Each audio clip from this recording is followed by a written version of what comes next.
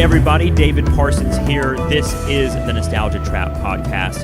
Thank you so much for tuning in. I hope you're having a great day, night, week, afternoon, year, whatever time capsule you're a part of right now. I appreciate you listening to the show, and I especially appreciate the people who are donating to the show, and I'm asking you, why aren't you donating to the show? I mean, this is a good show, and it needs a lot more ears, and it needs a lot more attention. I would like to think that some of the ideas on this show are important. Most of them might be throwaways. Most of them might be things you've heard in other podcasts. But I don't know if that's true. I don't know how many shows are doing long-form interviews with Marxist academics, trying to get to the bottom of how we wound up in such a miserable condition as the one we're in now. But if that's the sort of thing that has value to you and is important to you, and you haven't donated to the show yet, you can do that at patreon.com/nostalgiatrap. I would really appreciate it. And I'm going to throw in a bonus. I send out these little packages of Nostalgia Trap swag every couple months, and I'm about to send another package out. So if you want to get something in your mailbox that has some new buttons and stickers with sarcastic slogans and Nostalgia Trap logos on them, if that sounds like something you'd like in your mailbox, then make sure you subscribe to the show. Everyone who is subscribing at the $5 or above level, $5 a month, will get something in the mail very soon that has stickers and buttons and all sorts of stuff like that. And a thank you from me for supporting the show, because I'm just a dude trying to share some of the knowledge that I have, but more importantly, the knowledge and perspectives of people that I've been lucky enough to encounter in my life. And my guest today is no exception to that. In fact, she's someone who has been on my radar for a long time, and I think people who listen to this show probably have heard her name. Her name is Yasmin Nair. She is a writer. She she has a PhD from Purdue, and we talked a little bit about academia. I think of her as an organizer, activist, someone who's a real bomb thrower online, and by that I mean that in the best way. Her opinions are confrontational, challenging. She's someone who, for me, kind of transcends a lot of the bullshit on the left and gets down to the real nitty-gritty. And speaking of getting down to the nitty-gritty, a lot of our conversation today centers around this amazing piece she wrote in Evergreen Review. Evergreen Review is a pretty amazing publication on its own right. But this piece just came out this month called A Manifesto, and it's Yasmin Nair's kind of take on the position that we as human beings find ourselves in. It's framed as a kind of letter to space aliens, and she kind of just talks about a lot about politics, a lot about the way that politics intersects with issues of identity and race and gender and class, and she takes on neoliberalism as a concept, which is something that she's written about a lot in her other work. But I wanted to quote just her definition of neoliberalism that's kind of at the front of this manifesto. I think it's so good, and I think it's something that will help frame the conversation we had. But she says, neoliberalism is in fact capitalism made familiar, which is why I describe it as the endless privatization of everyday life. It survives on vectors of intimacy, transforming capitalism into an emotional matter rather than an economic one, even though its incursions and devastations are deadly and long-lasting precisely because of the way it serves to insinuate itself into the machinations of the daily world. So Yasmin Nair is very concerned with the way that capitalism is part of people's everyday life, and she thinks that's kind of the key to understanding what the left's project is really all about. So we talked about a whole bunch of stuff on in this conversation. I hope you enjoy it as much as I enjoyed talking with her. I hope you enjoy listening to it. So you can find more Nostalgia Trap stuff at nostalgiatrap.com. All the episodes will always be free. But again, if you want some stuff in your mailbox that I'm going to send out very soon, stickers and buttons and things like that, make sure you're signed up at the Patreon, patreon.com/nostalgiatrap. Subscribe to the show at $5 or a month or more, and I will be sending you stuff very soon. So thanks a lot for all the people that are supporting the show. It really means a lot, and it really means a lot to hear from people too. So, keep the social media messages coming, because it really helps me understand how much people appreciate the show. So thanks a lot, and we will talk again. This is me talking with Yasmin Nair. I have been wanting to talk to you for a long time. You're one of these people who I have encountered entirely on social media, and it's funny to do that because you end up feeling like you know a person from just these social media posts, which is actually kind of scary to think of, considering the types of things we put on social media. But right. But you've got a really a kind of compelling take on a lot of different issues, and I really enjoy your social media presence. But I know you're so much more than that. I always feel like there's so much more to you as a writer and a thinker and a personality. So thanks for talking to me today. Oh, no, thank you. It's a great pleasure to be here. I've followed the show on and off, and it's lovely to be on a show that, podcast. Yeah, whatever. That actually, the names, the terminology, that actually takes time to talk to people at length, and yes. I'm really looking forward to this. I'm also terribly nervous, but that's okay. Oh, that's all right. Yeah, you know what? I just recorded a radio interview before this that I was the guest on, and I felt the same nervousness, so now I get to inflict it upon you. I spent a lot of this morning reading your manifesto. You've got a piece called A Manifesto in Evergreen Review right now. Yes. That I wanted to spend a little time talking with you about, and I think it actually might come up on this program again, because there are ideas that are really need to be grappled with, I think. But I guess I wanted to. I was actually literally copying and pasting portions of it and texting it to friends. Do you see this shit? It's a really quotable, really extraordinary piece. But I wanted to ask you kind of what was its origin? How did you get to this idea of writing a manifesto? Well, actually, I didn't have that idea. I got an email from, I've always, of course, who doesn't want to write a manifesto, right? We all spend our lives saying, if only someone would let me write a bloody manifesto, I could tell them what to think. No, but in the most literal sense, actually, I got an email from my marvelous editor, the editor at Evergreen Review, Dale Pack, and he said, I've been following your work and your social media and so on, the same thing that you said, I've been following your writing and your social media posts and so on, and I'd like for you to write a manifesto. And I said, a manifesto? Really? And I said, on what? About what?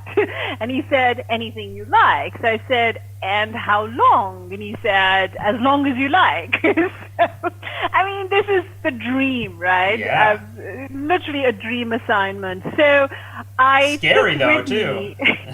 I'm sorry? It seems like a scary assignment too. It was extraordinarily scary, exactly, because I took with me, I have this little pack of index cards that I use, and I put in a little holder with its own pen attached, etc. So it's a cheap little thing you can get on Amazon. And I take it with me everywhere I go to take notes as I walk around and so on anything that might come into my head. And I took this with me on my morning walk, and I started to make notes. I was so excited. I said, okay, I'm going to start making notes. And I sat down on a park bench and I was scribbling something, and then I just wanted to vomit. Because I wanted to write to him and say, what the fuck are you thinking? Yeah. Are you allowed to say that? Sorry. Yes. What are you thinking? How could you do this to me? It seemed so, it just seemed kind of, it was extraordinarily daunting, and it took me a really long time. I can't, a few months. Dale might have a better memory as he kept emailing me, but it was amazing. It was amazing because I felt like it has represented for me a really crucial point in my writing, but also I think in my life almost. I think it's as if it represented a point it had been a really difficult year. 2016 was difficult for a lot of people, but 2017 had also been very difficult for me. We don't have to talk, but I had received numerous attacks and so on online. And I really had chosen very deliberately to withdraw rather than responding to a lot of that. I had actually chosen to withdraw and just to sort of perhaps watch a little bit. But I said to myself, my politics cannot be a reactive politics. My politics has to be what remains of the left within all of this. And of course, I think for a lot of us on the left, the question really has been, right, for a long time, what is the left and now what remains of the left? Because we might recall that many of us on the left, heartily, for instance, predicted a massive Clinton victory.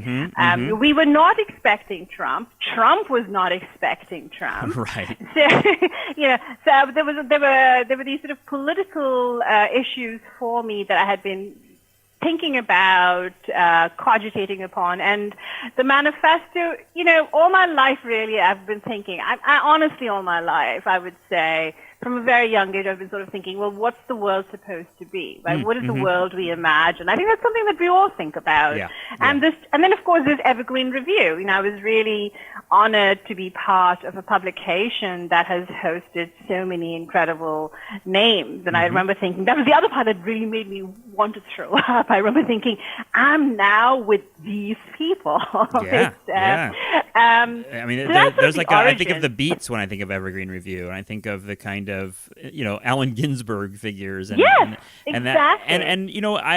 talk about this on this show, podcast, whatever it is, this idea that that kind of big picture thinking is it seems like what's missing. I mean, I guess we get big picture thinking from like Elon Musk and like these techno capitalist assholes that have kind of one particular vision. But I think you're right. I think it's a mistake to get caught up in the reactive news cycle and not really and kind of miss the big picture of what the left actually is.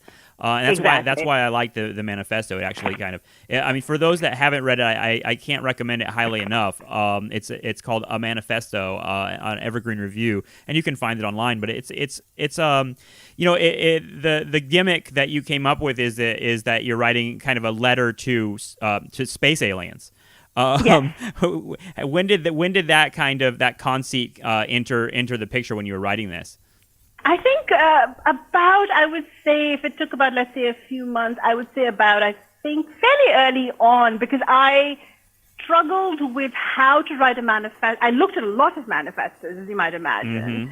I read, Wollstonecraft. I read Ambedkar, who writes about caste. There are all kinds of different kinds of manifestos. I found fantastic radical Naxalite manifestos, for instance, and they were relatively short. And the idea was you just sort of said what you had to say to an indistinguishable audience, and that's not a bad thing.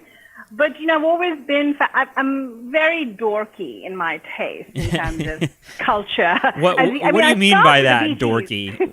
I guess dorky in how other people might describe me. I begin with a reference to the Bee Gees, right? Yep. Sticks and Specks, which is a much lesser known song, and which we should actually discuss, because I think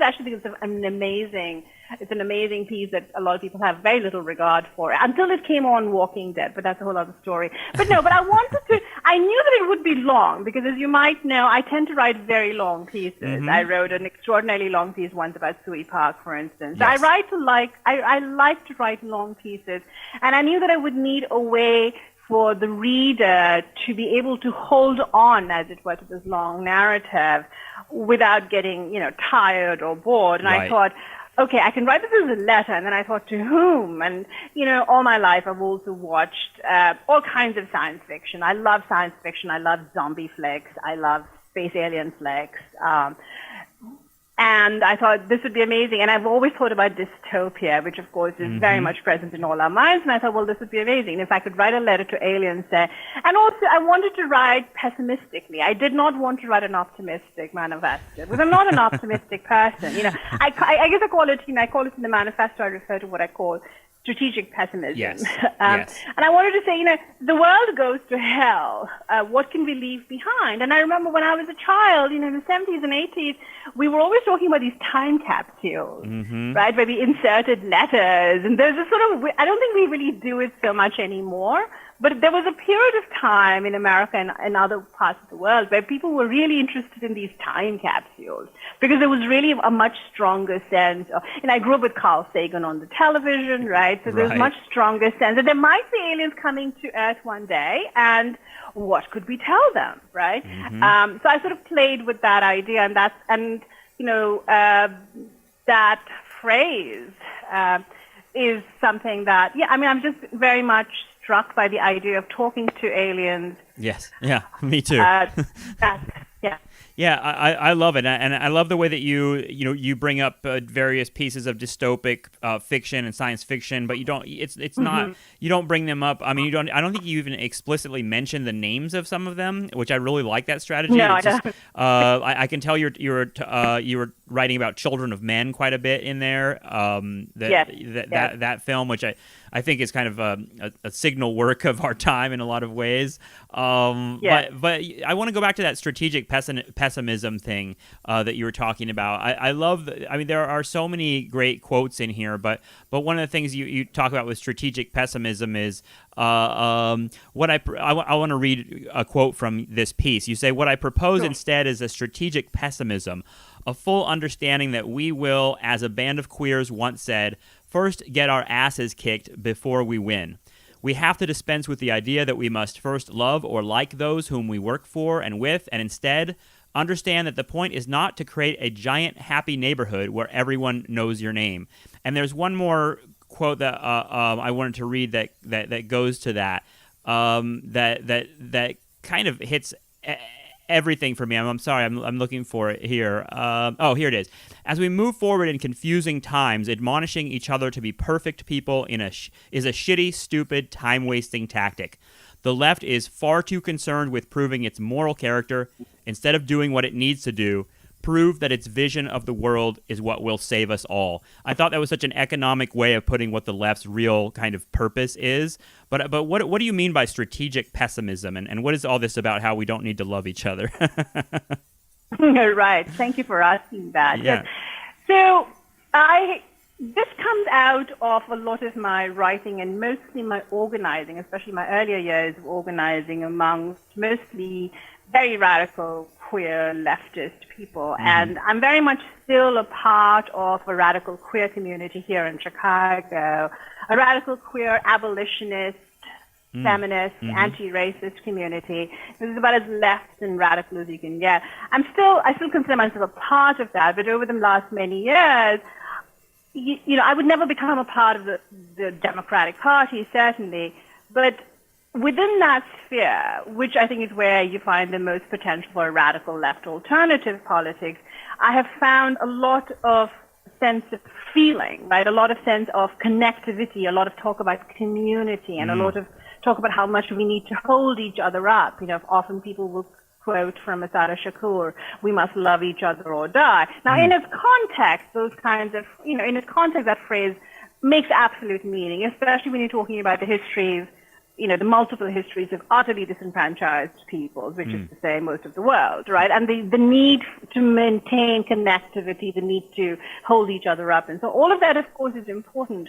But I think over the last many decades, it's that kind of sense, that affective sense of creating bonds has overtaken our sense of what it is that we have to do to get people what they need. Yeah. Right. So to give you an example, I'm very much, a believer in restorative justice. Absolutely. And I have actually had to be part of a process of restorative justice.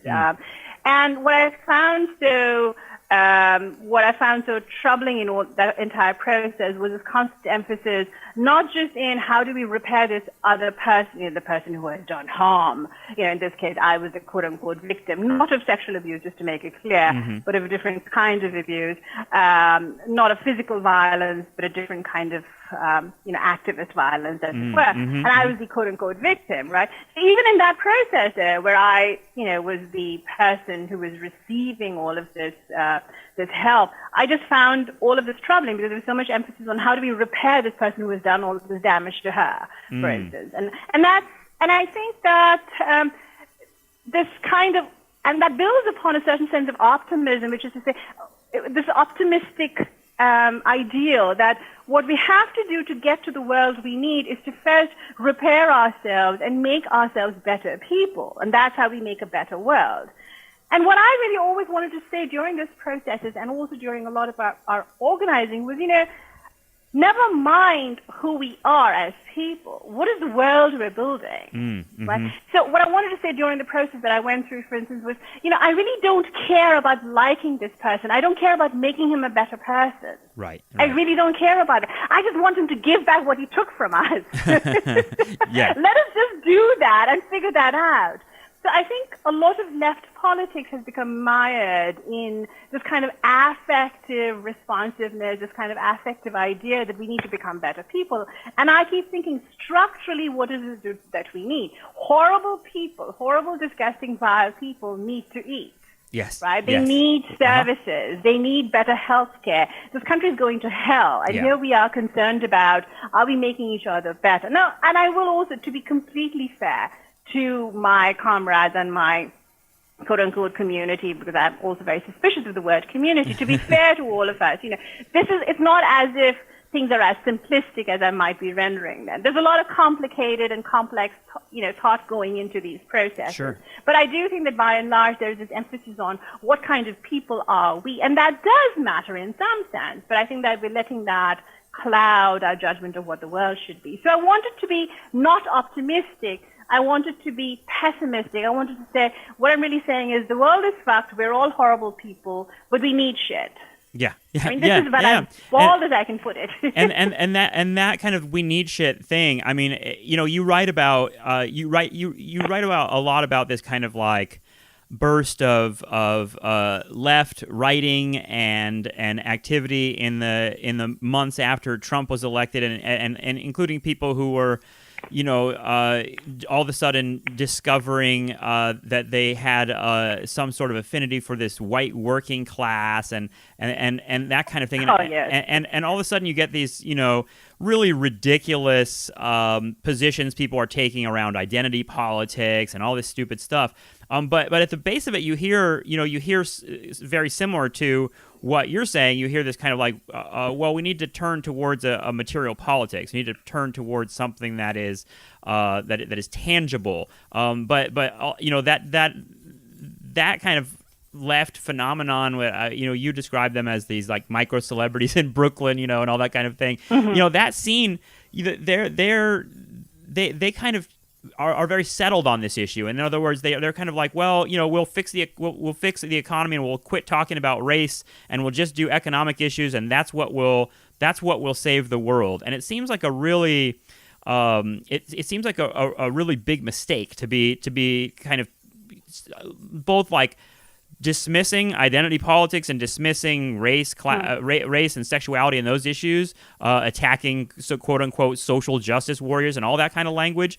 But it also seems like a pat answer that if we just turn to the economy, then that's what will allow us to build a better world. And it seems like you're proposing something a little more complex than that.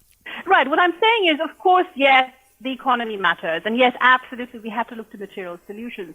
But in the meantime, until we approach this grand Star Trek utopia, and I'm a huge fan of Star Trek, as you might have been able to tell from the piece, until we approach that, although, as you know, I think that even that utopia has its issues, right? Yes. But until we approach that particular kind of utopia where, for instance, we are not exchanging money, right? Mm-hmm. Or race actually doesn't manifest itself as the first screen through which people have to walk through. Until we reach that utopia, you bloody well better look at race. Right, so, for instance, right now, where I live, and I don't want to keep bringing this back to my personal experiences, but let's talk about the fact that I live in Hyde Park, which is a very complicated, very strange neighborhood, which is home to the University of Chicago. Mm-hmm. So it has this strange history of actually being home to a fairly significant black middle class, but also home to many parts of it are also populated by what we might call the black underclass. And then you have this extraordinarily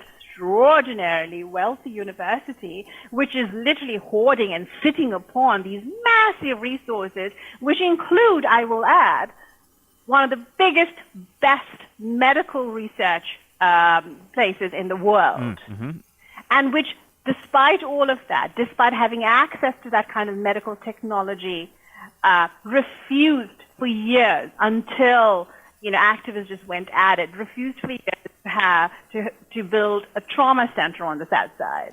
So the South Side, the side of Chicago, had no trauma center. Wow. And this is where most of the shootings, et cetera, happen, right? So this is the kind of weird situation represented by Hyde Park, where if you go, so you can talk about class and you can say, identity doesn't matter. You can say, well, this is a mostly black neighborhood from the looks of it, right? But if you're a black or brown person and you go to Harper Theater, which is owned by by the way, the University of Chicago is the biggest landowner here. It is owned, the local small cinema theater here is owned by the University of Chicago. I have had this experience, I'm sure many others have had this experience of being surveilled and tracked by the security guards there. They're actually, they will actually search your bags, etc. They don't do that to white people. They only do it to black and brown people. Right now, I'm familiar with that phenomenon. Yes.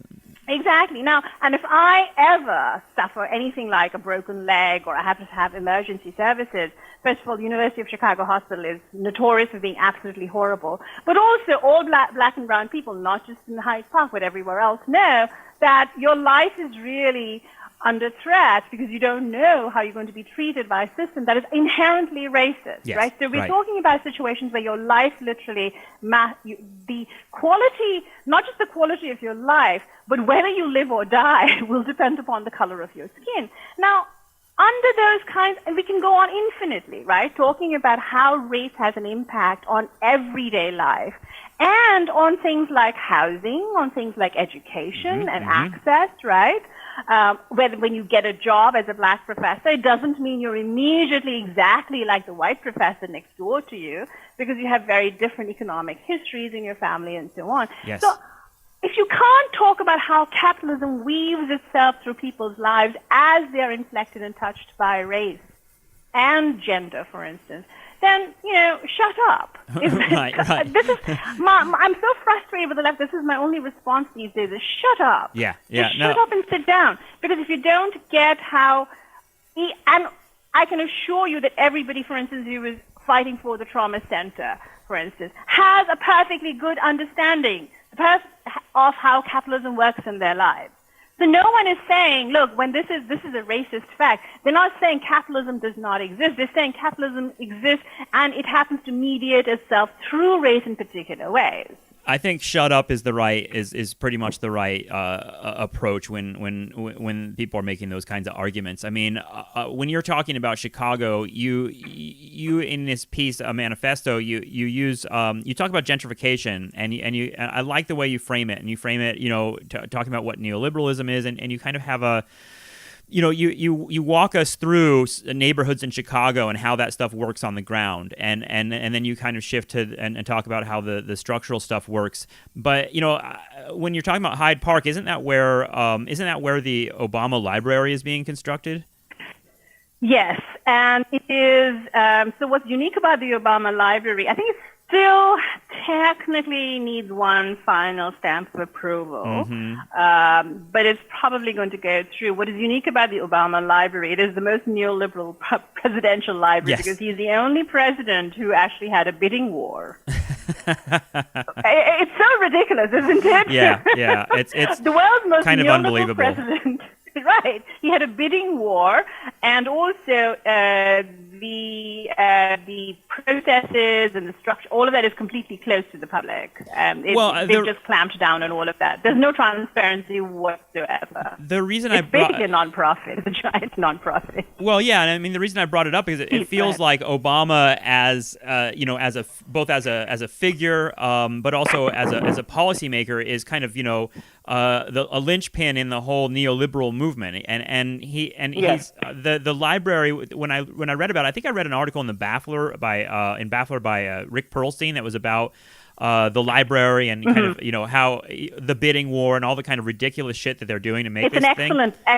excellent piece. Yeah, I love that piece. Yes. It kind of blew my mind. I wish more people knew about it. But what the implication that struck me that was so stunning about it was that the Obama Library is essentially like part of the gentrification of this neighborhood, right? Like that, yes. and that to me gets at something really vital about your piece, which is the complicated way that race and capitalism interact, and just in that neighborhood that you're talking about. And they interact on this kind of intimacy as well. In Hyde Park especially, there's an intimacy with Obama. There is actually outside the Dunkin' Donuts, as you might know, there's a rock, a fake rock perhaps, with a plaque that says this is where Barack and Michelle Obama first kissed. It's kind of disgusting. Oh, good Lord.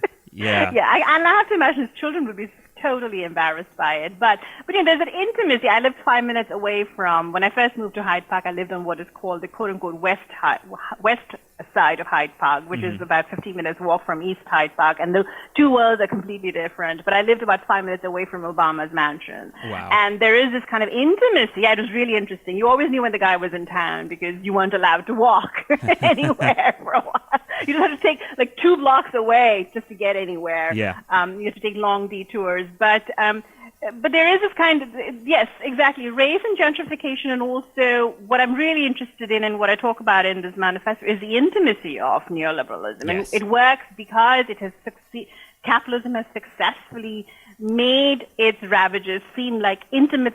It's a bit like having an abusive partner. Yes. It's something that we somehow are sucked into.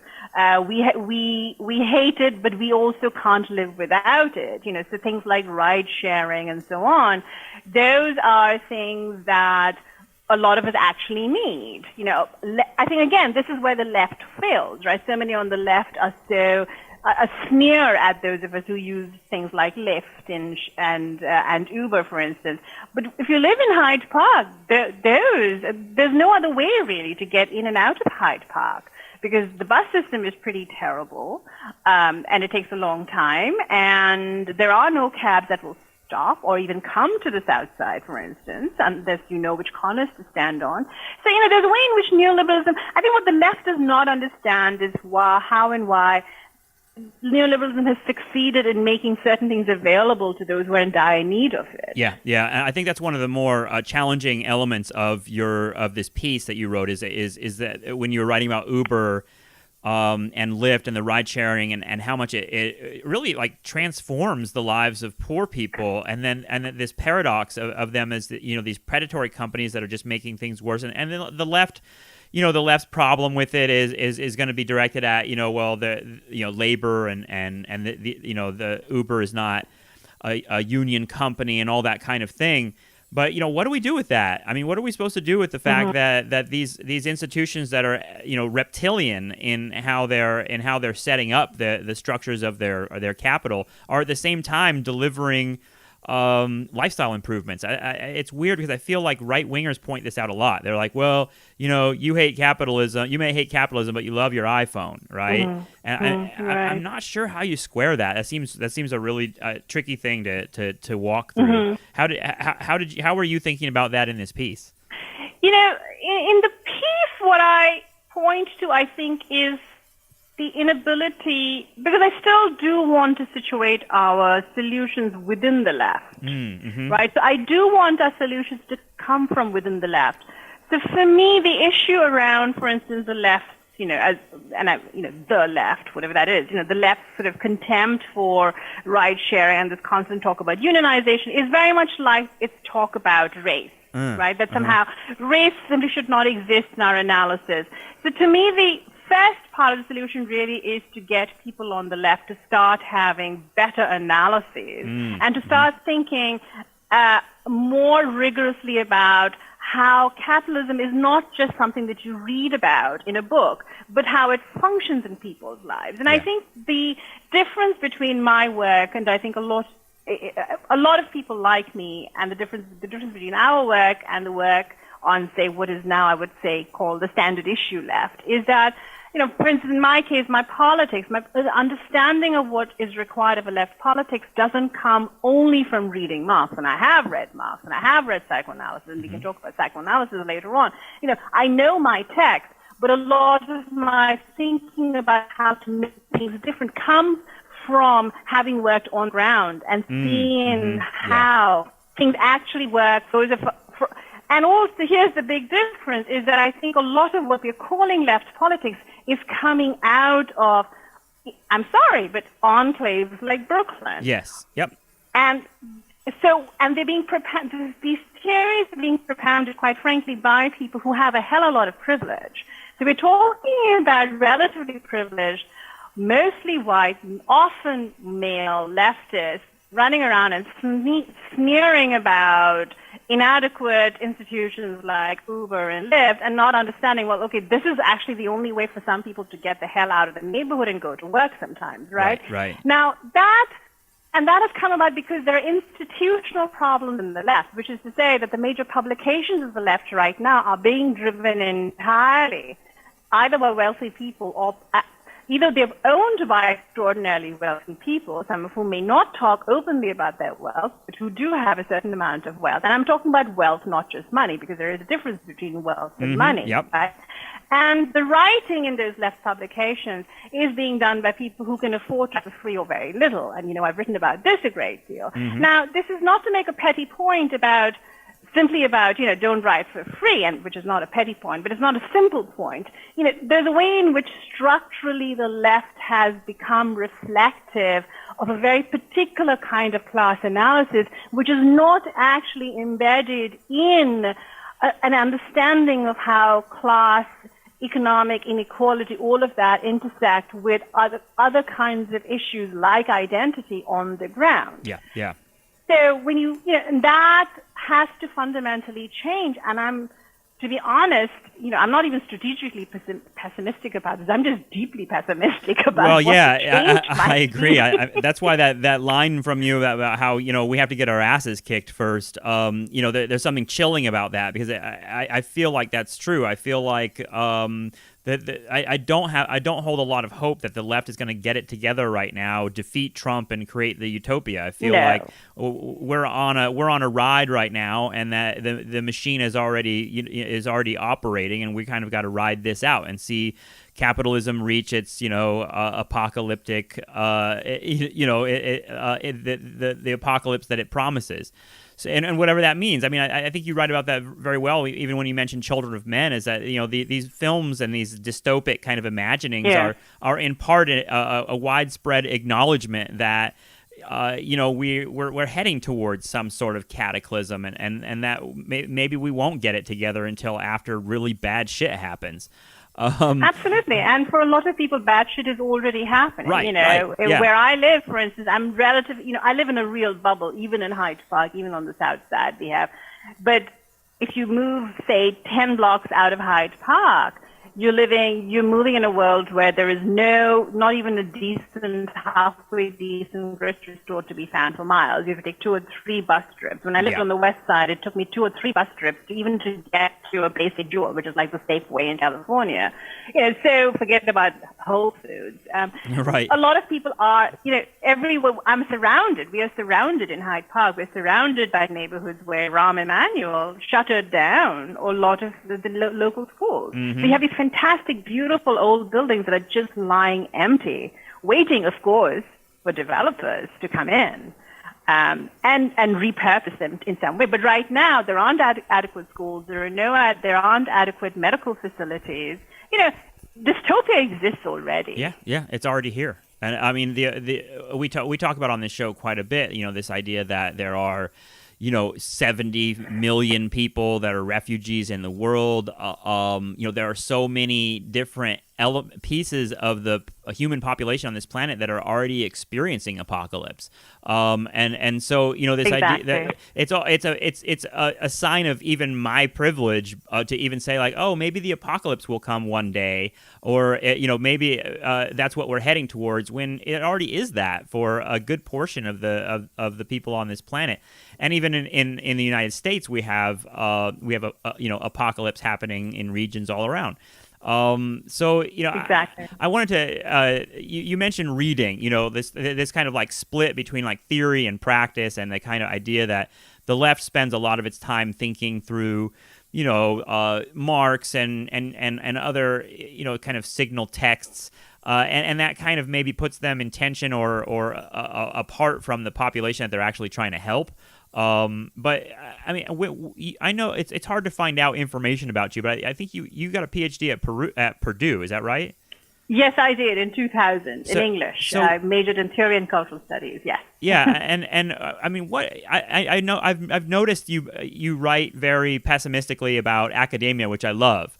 Because I'm someone who went and did a doctoral degree too, and I don't have a full-time job out on the other side of it. I don't know if I will, because I chose a field that's so filled with austerity. Like the U.S. history departments are one of the victims of austerity for sure. Mm-hmm. But apart from my kind of personal case, I just love reading about your ideas about academia, because it seems like when I think of you, I don't think of you necessarily as a super academic person on one end, but on the other end, I feel like you know a lot and you have that base. So I just wanted to hear a little bit from you about like what academia, that experience like meant to you, and how you packed it into your life. Sure, absolutely. So the first thing I will say about academia is that, as pessimistic as I am currently about it, can you hear me? I'm sorry. Yeah, Hello? I can hear you. Yes. Oh, okay. Sorry, my sound got a little weird.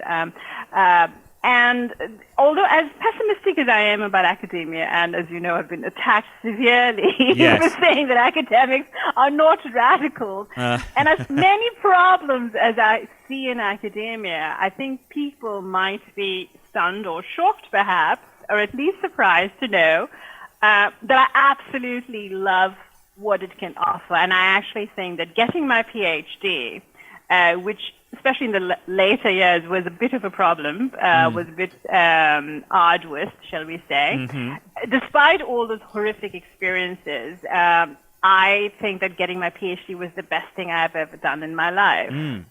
Yeah. Besides my cat. My cat. Right. I rank it right up there with my cat. Now, I should also say, because I don't want people to misunderstand me, the person who was ultimately my PhD advisor, William J. Palmer, whom I know and love and adore as Joe Palmer, is the person who made sure I survived the process. Nice. So I was very fortunate in that, and I adore him. And if he's listening to this, Joe, I love you so much, and thank you so much for everything. But I love academic work. Yeah.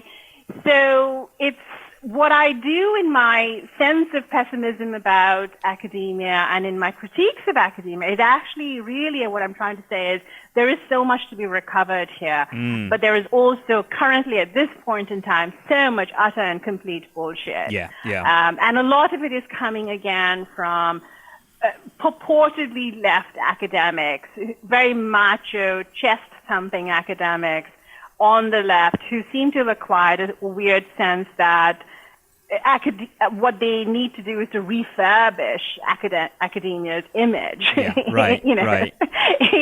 in these really bizarre, horrible, machoistic terms, right? So, and I think that what academia offers is what I would like. Okay, let me just backtrack. You're talking about these professors who are like Norman Mailer types that love wearing the hammer and sickle T-shirt on Twitter. Yes, exactly, yeah. Exactly. And they're a little bit younger, and they have sort of, Tintin-like hairstyles, and they're more hip, perhaps. I hate those fucking guys. And what's weird is that right?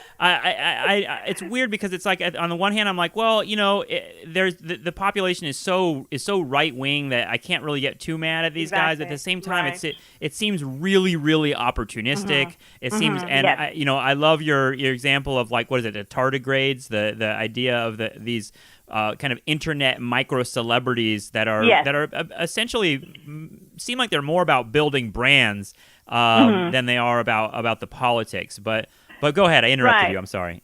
No. So please, let's interrupt each other. I think that makes for a much better conversation. I think so. So please interrupt me, especially because I tend to go on for a bit of time. Okay. So please feel free to interrupt me. Right. I will not take it as a gendered onslaught. Please, I'm not trying to mansplain here. I'm just trying to have Right. a goddamn conversation. Absolutely. Yeah. Exactly. But you were talking about reading, and what I would like. Okay, so again, taking the University of Chicago as an example. In my utopia, right, where universities exist as productive institutions, in my utopia, the University of Chicago would be the opposite of what it is. And what it is today is a university which has gigantic resources. So, for instance, in terms of South Asian history and literature, it has one of the biggest and most amazing archives. We're talking about primary text, we're talking about secondary text, we're talking about material that American scholars have taken sometimes. It's like a museum, right? Exactly what are the origins of all of this material that you have nicely organized in your stacks.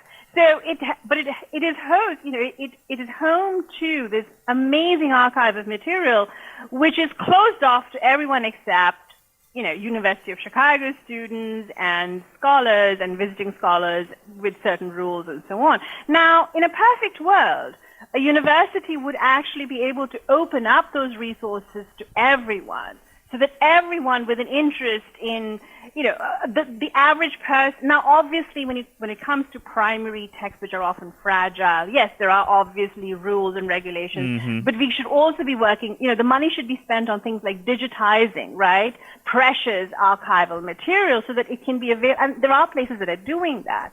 Now, so the university, I think the problem for me is not that this brings me back to Marx. The problem for me is that it's not that the left is simply reading Marx and that, there are these proles outside who are actually living the conditions, et cetera, et cetera.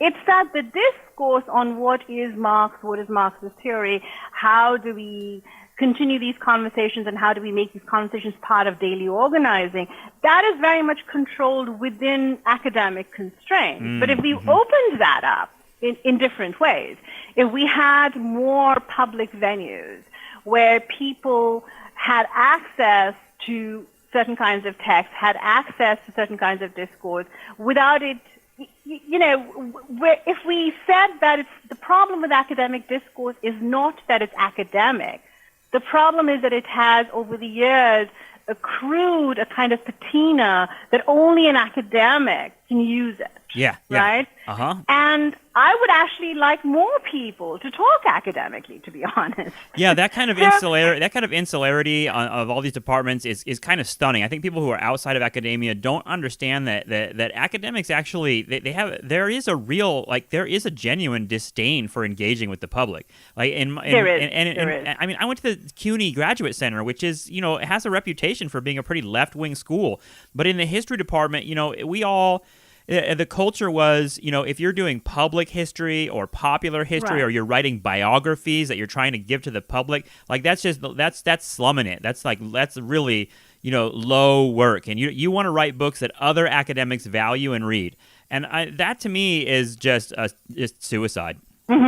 There's that issue, absolutely. This kind of insularity that you point to, and then there's I also think at the same time there's a problem in the quote unquote general public, and I think that's a problem in large part of the educational system, especially in America, where the quote unquote general public doesn't want. I think there is a kind of anti-intellectualism for sure within American culture, which actually really surprised me because I came here from the city of Calcutta, which is now Kolkata. And it is, as you know, until recently, it was one of only two Marxist states in the entire country of India. So but people, quote unquote, everyday people will talk and discuss Marx, for instance, will talk about communist principles, but the discourse level is different in the sense that. And I think this is also true of Europe, where what we consider academic discourse is not necessarily quite so. It's not only something that academics engage in, right? So, what I think there's a very American problem with anti-intellectualism and this idea that in order to discuss ideas, with everyone, you must distill them into words that everyone can, quote unquote, understand. Right, Whereas right. I would argue and say, well, how about we just raise the discourse? Yeah, yeah. How about we actually have, so I'll give you an example. For a few years, I was one of the moderators for this program at the Illinois Humanities Council called Cafe Society. And I don't know if it still operates or not, but the idea was that in every, in about 5 or 6 neighborhoods, literally at cafes, every Tuesday or Wednesday, whatever the night was, people would get together. People from the neighborhood would get together to discuss a topic, and there would actually be assigned reading. Mm. And I, as the moderator, and along with about 10 or 15 other moderators, across the city, would every week or every 2 weeks, we would get together and we would moderate these conversations amongst people in the neighborhood. Nice. And the topics ranged from, capitalism to, name it, to specific news events and so on. And I think that's the kind of thing that the Illinois Humanities Council was trying to encourage. But I feel if we could have more public discussion where we were trying to elevate rather than reduce, right, the conversation down to quote-unquote understandable, digestible little nuggets, we'd be much better off. But right now, I think it's so peculiar to me that if you read certain magazines or journals of the left right now, I mean, if you read Dissent, if you read Jacobin, it's mostly professors or graduate students vomiting out conference papers, which are not particularly well edited. No. That's the other problem that I have is the lack of editing. Well, people are in love with their thoughts in that exactly. In that region, that's for sure. And we see the disastrous consequences of that in the 2016 election. Yeah. Because if you pick up any issue of Jacobin from that time period, or perhaps even New Inquiry, but especially Jacobin, whose pieces were getting circulated so much, right? Pick up any one of them and tell me which one of them actually close your eyes and think about which one of those pieces actually remains with you, and also consider how many of them were utterly and completely wrong. Yeah, yeah. Well, I mean, they were part of the group of Brooklyn theorists and writers who were, their politics leading up to the election. And I think I kind of got sucked into this. I think if you, I won't deny, I think there's probably a social media trail of me saying similar things in some ways, where it was kind of like this smug acceptance that Hillary Clinton had it in the bag, was 100% going to win, and therefore our task was not to fight Trump at all, but our task was to kind of attack Hillary and kind of set up this fight where we were going to perfect neoliberalism through the guise of Hillary Clinton. And none of that happened. There's this. It's weird because we shouldn't trust any of these people ever again. They were so wrong about what was going to happen. But at the same time, the way that they were wrong tells you a little something about where they're coming from too. Mm-hmm. Can you expand on that? The way they were wrong. That's interesting to me. Well, I think the way that they were wrong is that they were kind of fashioning a scenario that fit their politics. They were fashioning a scenario that this is how it's going to be, and the real fight is about this. Right. When it kind of once the Trump won, they all had to kind of well, I guess we didn't know America in the way that we thought. But at the same time, that little, they say, sorry, we were wrong, and then they just keep doing the same politics. Right. Right. And so it leaves us in a position of kind of left without a direction when the left was, particularly the left you're talking about, the kind of branded left that has control of all these publications. When they're pursuing that politics, then when Trump is elected, we're all kind of left with, well, what do we do now? Because exactly. Yeah. Exactly. I mean, I think there are two things we can derive from that. The first is that we should derive from that we should also contemplate. The first is that despite having been so utterly and completely wrong, none of them, to my knowledge, have actually sat down and said, well, okay, why were we wrong? Because the analysis itself could actually help the left, right? Yeah. So there's that. I mean, Corey Robin to this day, I don't think, even though he was spectacularly and utterly wrong, and even showed up on my wall to argue with me about something completely unrelated to literally on the night of November 8th. It was very, very bizarre. I think he was beginning to feel how wrong he was, and he needed to have a fight. On a completely unrelated issue. He stayed off social media for quite a while. Yeah. There was like a silence. And then I when thought, he how is returned- this guy ever going to come back? But then he just started posting it again. And it's an amazing career, isn't it? Like he's now sort of, he's got a second book, which is basically his other book being republished. I mean, it's just astonishing how these people's careers continue despite all of that. So there's that. And, the complete incapacity of the left to sit down and say, where did we go wrong? I have still not seen anything substantial on that. And what can we therefore do to not only not be wrong, but to not allow the same kinds of electoral results? I know right? what they're saying. They're saying we should listen to the white working class more. I mean, yes, exactly. That's some true. of the I forgot about that. Yeah, some of the grosser elements of the Jacobin crew, like Connor Kilpatrick, who was actually the first. Right. I think he was the first guest on this program. Actually, I've had some of these swaggering people on this on this show, but that was a long time ago, and that was before he kind of revealed it. I mean, in the days after the election, he said stuff that was pretty much alt-right. I mean, he was literally like, "Well, this is what happens. Racist. This is what happens when we don't pay attention to the desires of white people in this country, who, by the way, are the majority in this country. And you can't win elections without getting white people on your side. Maybe we shouldn't talk about racism anymore." And it was just on the surface. I mean, and so. In that sense, I think that there is one suggestion they had, and what they learned, quote unquote, is that we should it strengthen their position of hating identity politics and all that stupid. Right. Yeah. And by what solution did they propose? I meant, what productive solution did they propose? But you're absolutely right to raise this issue of the white working class, which I also write about in the manifesto. You're right, and it was so racist that there's not even an unconscious anymore in the left. Right. It's all right out there. Yeah. There's no ego. There's no id. There's just right out there. All in open view right now. The kind of racism that they engage in. Yes. So there's that, right? What are their solutions being proposed? Is there an analysis that could move us forward?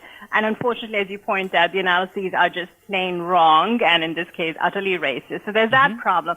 But I think the other issue is also the ways in which what we, I think, saw happening with left discourse in 2016 encapsulates much of what's wrong in terms of left publishing, which is to say, given the paucity of local coverage and local interesting left analysis, right? Chicago at one point, as you may know, was actually the literary hub.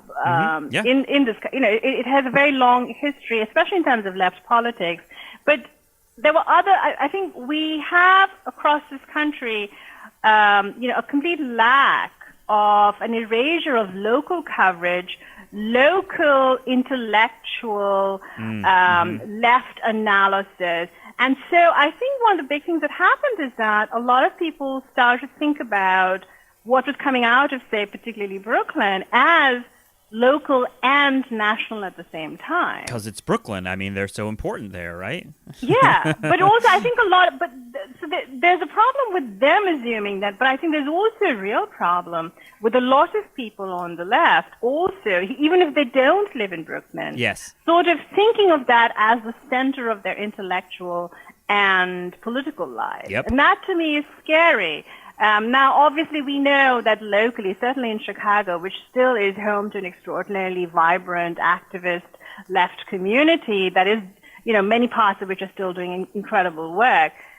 It's not the case that everybody looks to Brooklyn. But I do think that if you think about imaginaries, right? If you think about, if you forgive the cliche, the imagined community of the left, there is this way in which there's a kind of physical locale, but also an intellectual locale that's been formulated. And I think that's why the left got it so wrong, because the analyses kept replicating themselves from from casting, from central zone, and the central office was, Brooklyn at the time, right? So I think this is where we also have to start thinking about what are we doing to encourage and look for really interesting, cutting-edge journalism, analysis, etc., on a local level. In Chicago, we have the Southside Weekly, which I recommend that everybody take a look at as much as they can.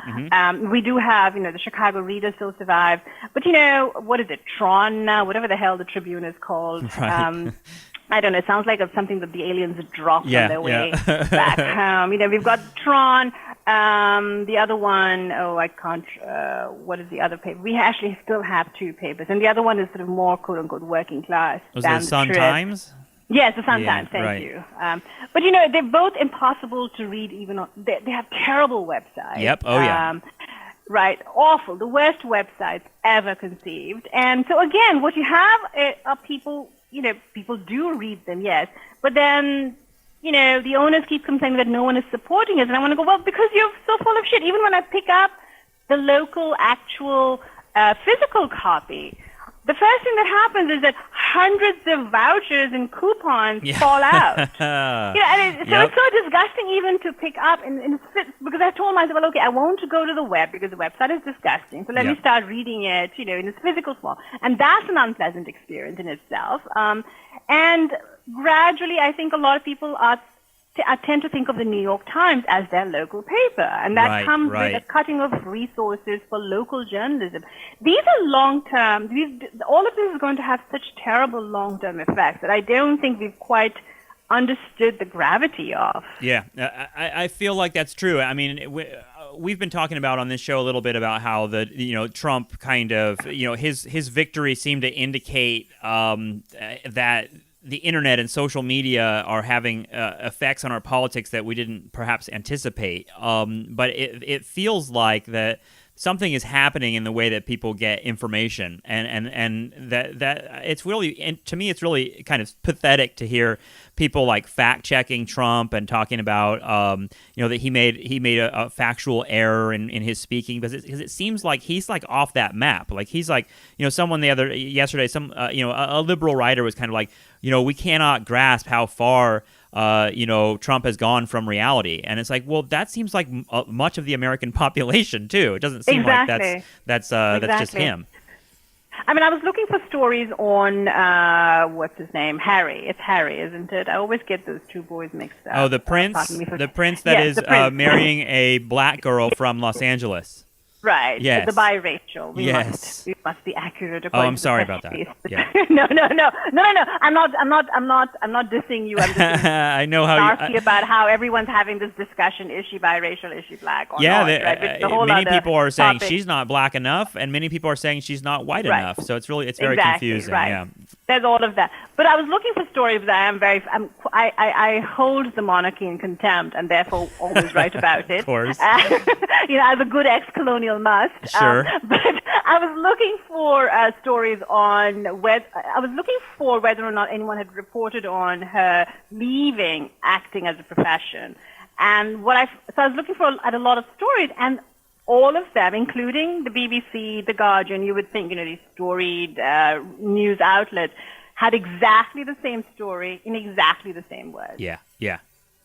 And that to me is so frightening. Central office. What it tells me. Yeah. In the same way that you're talking about the left, having like a Brooklyn outpost where they say Hillary Clinton's going to win, and that's going to be our task, and that's the politics, and that it really is scary how much that actually determined much of the left's politics in the run up to the election. Right, and this is unfortunately the case exactly with mainstream journalism as well. I mean, not one of them even really. Some of them did not even deviate in the quotes they use. Yeah, it is scary. And the same is true. You might think, oh well, the whole Harry Meghan thing is a frivolous story, but the same is true of stories about Yemen, stories about India. Yeah. Or if you consider it's terrifying. It's actually. It is really terrifying, and I wish people would be more terrified about the fact that when you go into Google and you search for stories, you come up with exactly the same words. And again, a local paper does not necessarily have the resources or the desire, justifiably, to go report on international events, for instance. But when you have major international news outlets basically replicating, right, drawing from some pool of manufactured reports. This reminds you of Chomsky now, but when they're drawing from the same pool of reports and simply. That is something to be really nervous about, to be terrified about, actually. The Chomsky stuff, manufacturing consent, not the book, but the documentary is something I rented from a video store when I was maybe 21 or something like that. And there's a segment in there about, in that movie about East Timor, kind of using the example from the book of East Timor and the New York Times. And that it's a truly, it's a really devastating little segment of that film. And it really stuck with me because of what you're saying, which is this idea that information is still very tightly controlled. I think people have this weird idea that because social media exists, now we can just find whatever information we want from any source. And it actually makes it, I think, significantly more difficult, and the task of being a critical thinker even more challenging. Because how do you find what's real anymore? And as we've witnessed, a lot of Americans, and I imagine people around the world, have fallen into their little niche online, and they believe whatever fucking crazy shit their little website is telling them, and that guy is president. You know what I mean? That's what's kind of wacky about living in this time. Yeah. And the other thing I think that's so upsetting is that, and disturbing, is that so many people now read news not as news, and they have no idea of the genres of journalism. Right. So they read everything as if it were a blog post. And I'm thinking about, for instance, the recent kerfuffle around the Nazi being profiled in the New York Times. That's right. And I just want to look at them and go, what do you want the New York Times? First of all, using the word Nazi alone to signify bad guy. Yeah, right. What more do you want? Do you want someone in a Hitler costume to be beaten to death by the brave journalist? What are you looking for? Yes, this is a profile. There's a history of the profile in journalism. Yeah. But and people don't know this. It's as if they looked at that story and they said, why is this not like, back in the day, a live journal entry? Or why is this not like a piece on Medium, right? And and I think you're right. Why didn't they, that Nazi punching meme thing is very much, those guys, those macho academics you're talking about are very much in the punch a Nazi thing. Which seems like I don't know. There's a lot going on with that. And that has spread. Yes. Right? And that has spread to how people absorb information now about Nazis. And I thought, the Times actually, I can assure you, I detest the Times. Let's just be as public a statement as I can make. I have made this statement very often. I utterly detest the Times. I know I'll never be published in it, and that's fine. I detest the Times for 100 different reasons. But that is a pretty damn good profile. And also, people don't know what journalism is anymore. People don't know that to send a journalist to interview a Nazi, right, you have to actually provide him with hotel accommodations and enough money to buy shoes, etc. The journalism, in other words, takes time and money, and that a profile is not, for instance, is not an opinion piece. Right. And this, so I grew up in a family where we were pretty privileged, and the person I often refer to as my paternal unit would actually subscribe to 3 or 4 different newspapers because he was very determined to get. And in those days, when I grew up in Calcutta, you had the Statesman, which was this 200-year-old paper, venerable older paper, and then you had the Telegraph, which was this upstart that had been started in the 1980s, and then of course I got my film magazine, and you had India Today, you had different political perspectives in each magazine or newspaper. There were dozens of newspapers in New York City. Yeah, union papers, socialist papers. Exactly. And you're right. And you read all of them, or you read whatever you could, right? And you absorbed the information, and then you made up your mind based on what you were reading from different sources. Right. And you also understood, I think readers at the time, until even just 10 years ago, understood that if you were reading a book review, yes, it could have an opinion of a certain sort. But if you were reading a profile, this is what the profile was supposed to do. A Right, news report has a completely different function from a profile,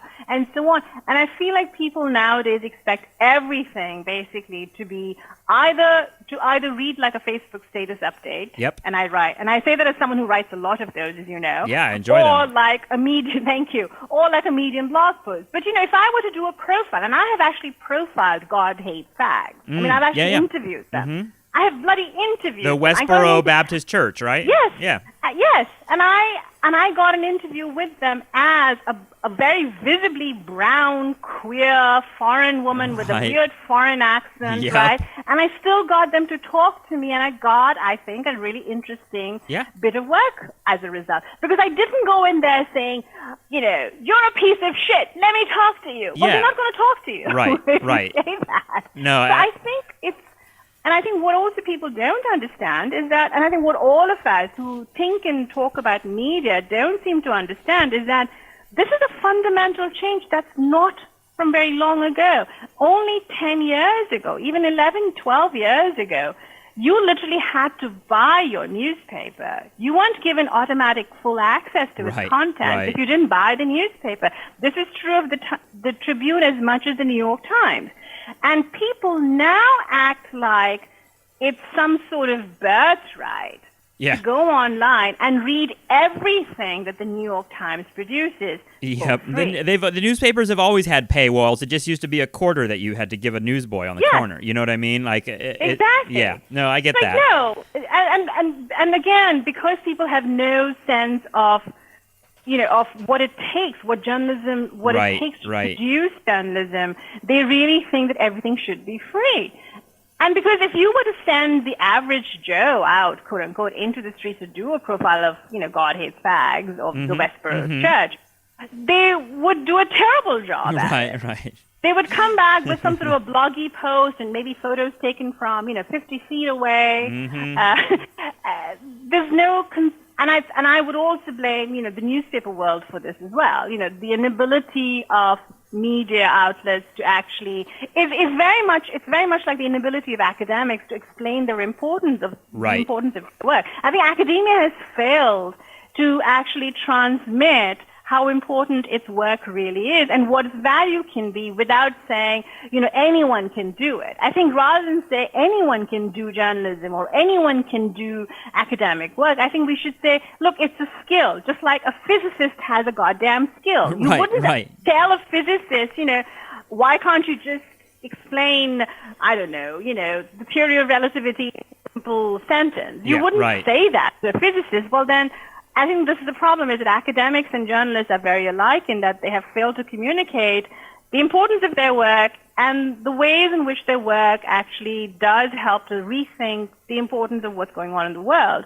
But because they're so invested, I think, in thinking of themselves as little fairies, who just make magic happen. Yeah. And missing the big picture. And I think that's something we started out with here, talking about your manifesto, is the idea of, the left doing the same thing, which is kind of like, missing, not really articulating, what the at bottom, what the left is really about, why even do this project. Instead, it's kind of like mired in all this theory and all these kinds of like personal dramas and all that kind of stuff.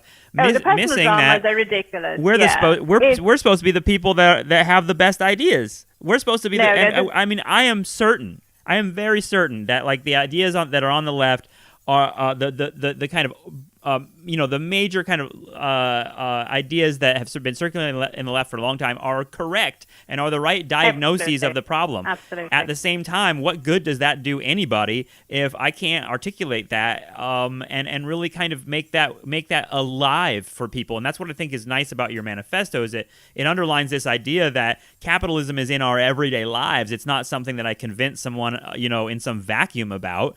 It's how you get to school. It's the car you take to get to school. It's all the stuff that determines our daily lives is determined by these horrific arrangements of capitalism. And if we can't communicate that and communicate basically that what we want to do is improve people's lives and make their lives better. Right. And so in other words, the goal, is always framed, well, we have to smash capitalism, but really we need to articulate why. Right, to exactly. people. Yeah. Yes.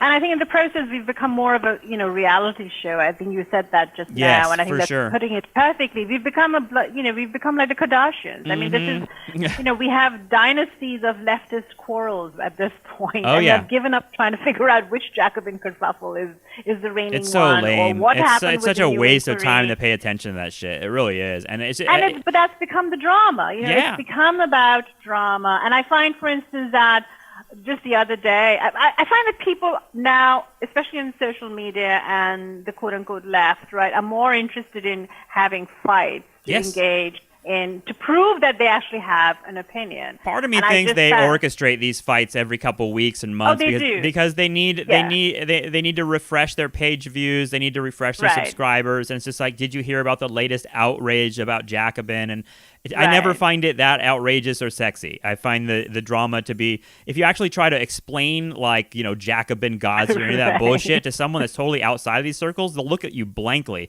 because it doesn't. Right. It makes no sense, first of all, and it's just completely Exactly. irrelevant. It's just that I Right. mean, it's really just a bunch Right. of brats acting like assholes. I mean, I know what you mean, because I've been wanting to write a piece about, the many Jacobin Ghazis that have occurred. Yes. And the struggle is to sort of formulate everything in a way that actually makes it worth writing about. Why is this relevant to anyone? And to me, it's about publishing. It's about the publishing world.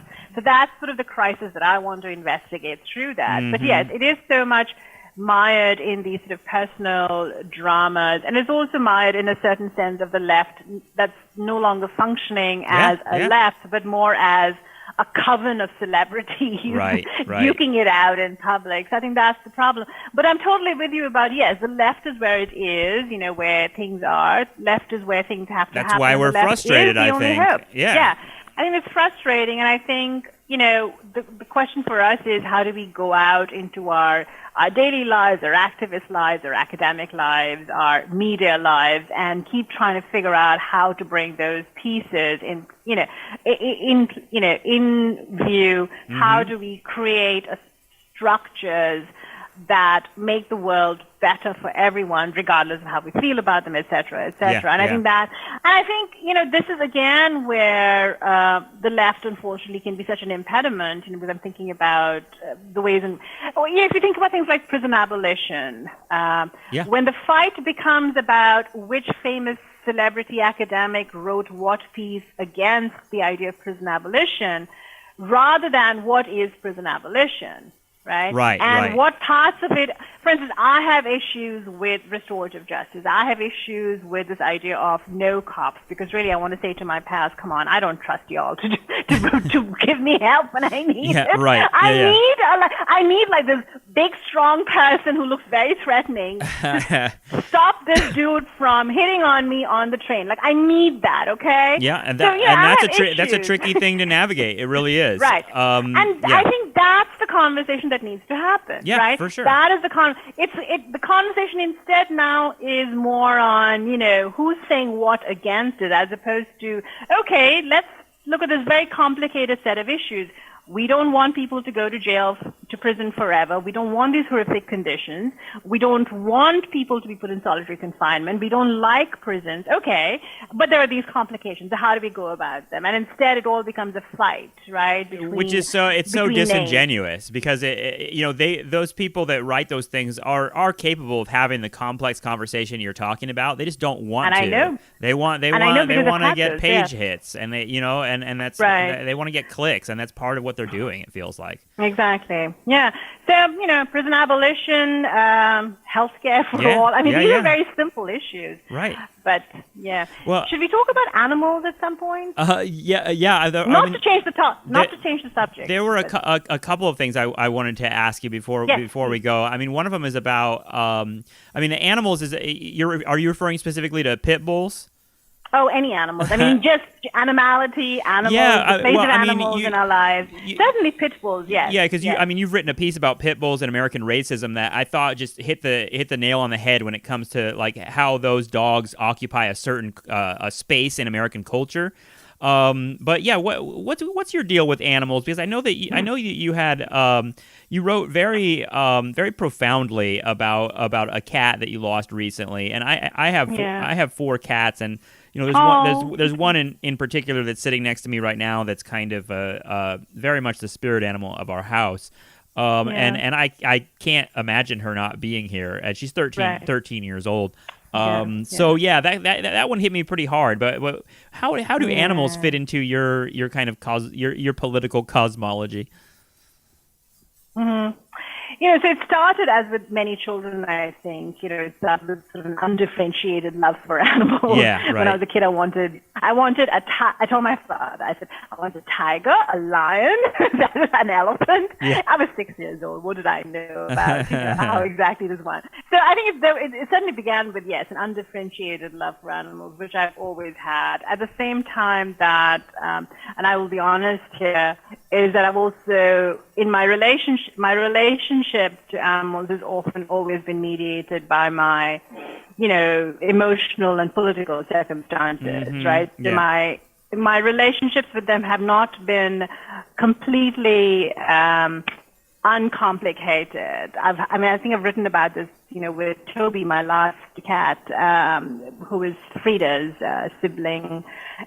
And, the violence that we can exert upon animals, for instance, because of the violence that we experience, right? I mean, and this is on the one hand extremely simple, but also very profound. How we relate to animals is all about how we are related to in the world.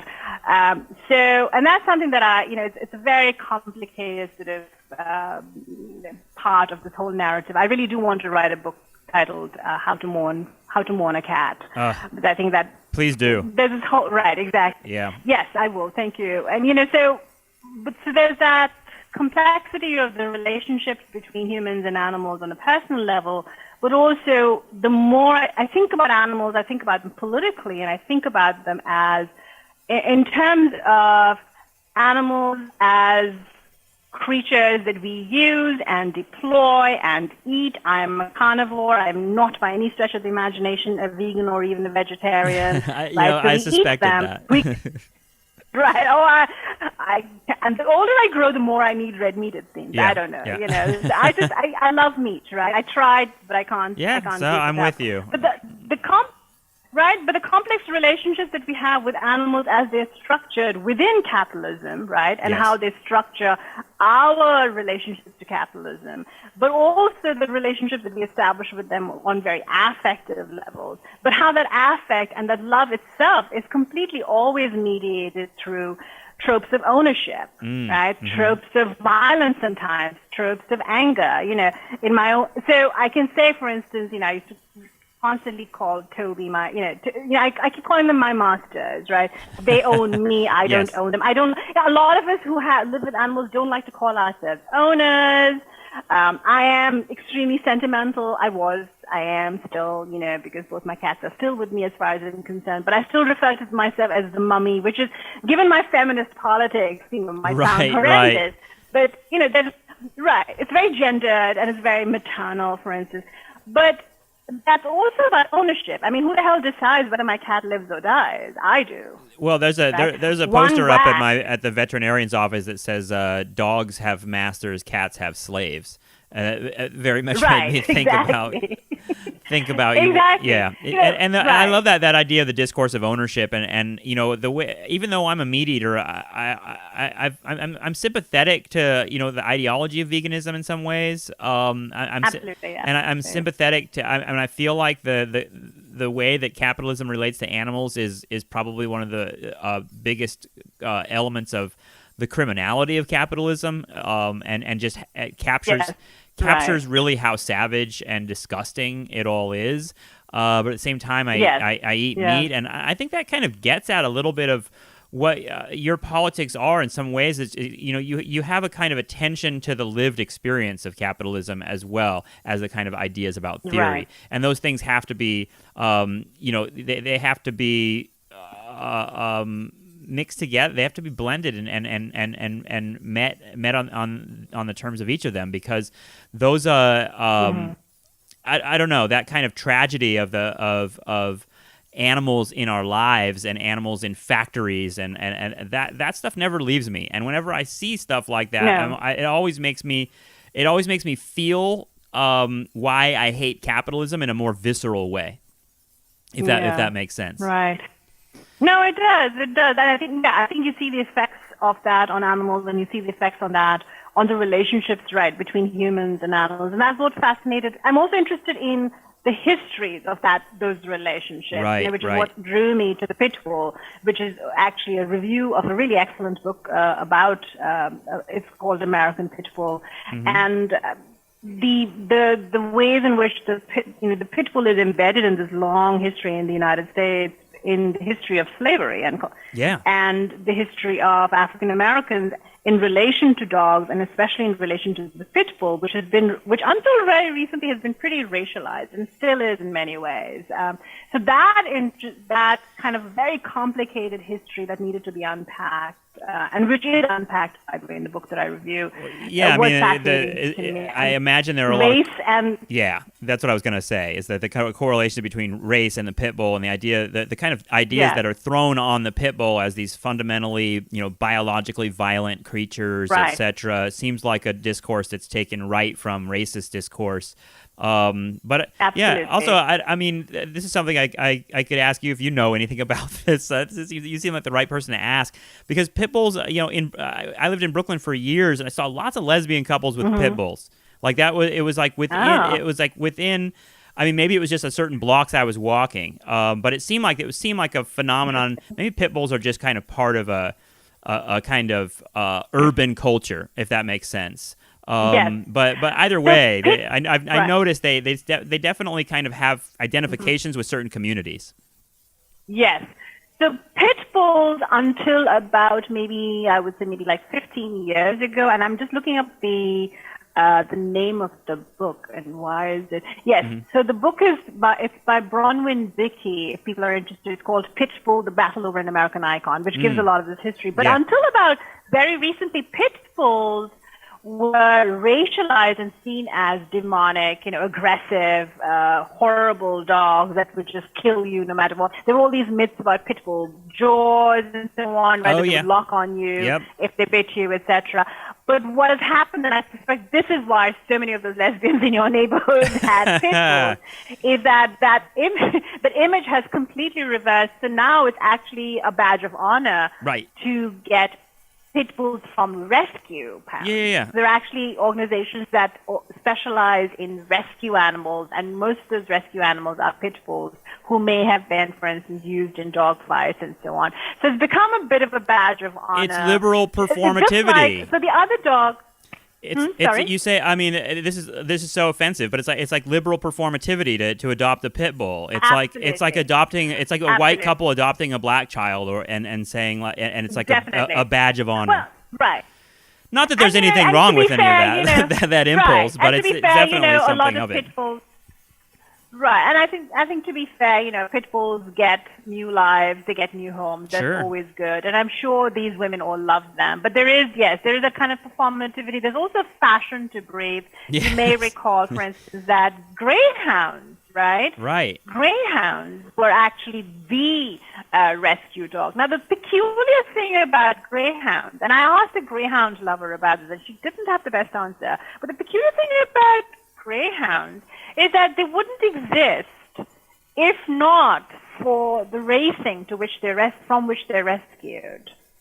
So I asked a greyhound owner who actually writes about greyhounds in poetry, and so I said, well, wouldn't the solution be to ban the racing but then if you banned the racing completely, you wouldn't have any more greyhounds. Right, yeah. And then you wouldn't be able to rescue them. Yeah, but do you see how this is a weird economy then of rescue and dogs and a breed?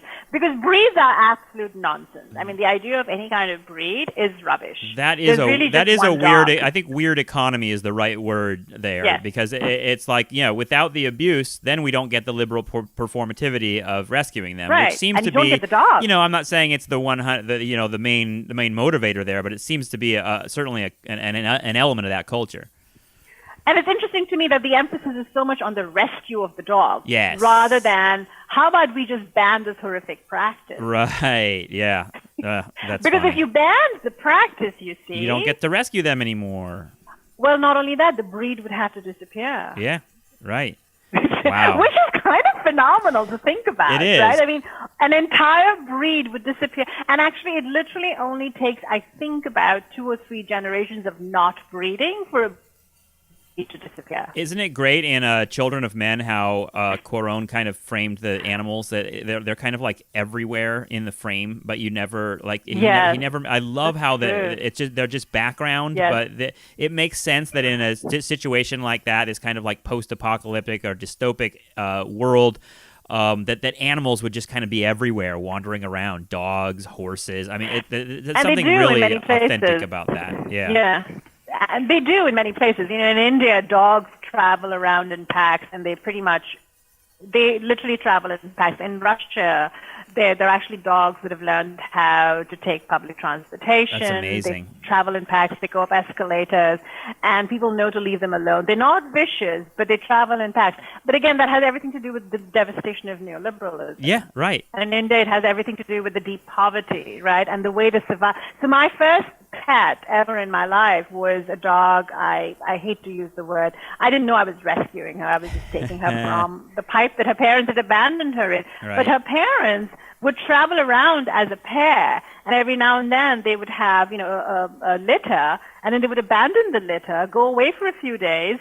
People would come by and take the puppies and give them homes, and then the 2 dogs would come back somehow magically. Wow. So it was, and this was all. These were sort of, they were not wild dogs, but they were also not pets. They just literally lived on the street. And that's very common in India, where you see packs of dogs or pairs of dogs.